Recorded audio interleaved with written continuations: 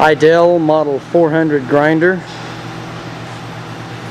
Unit's powered by two 100 horsepower 3-phase electric motors. It's an 82-inch by 70-inch wide hopper opening, 6-foot tub.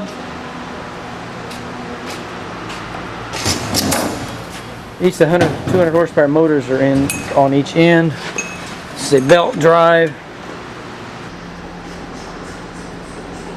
Each motor is turning pulleys. This motor has two 5-banded belts, same on the other motor. And then they turn the pulley at the bottom of the grinder, as you can see there. Each motor here has its own starter and a self-contained enclosure, one starter switch, and they stagger start for reduced amp draw at startup.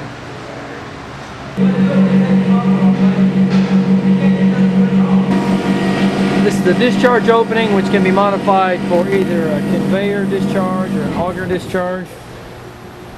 We'll be demonstrating some pallets in the unit.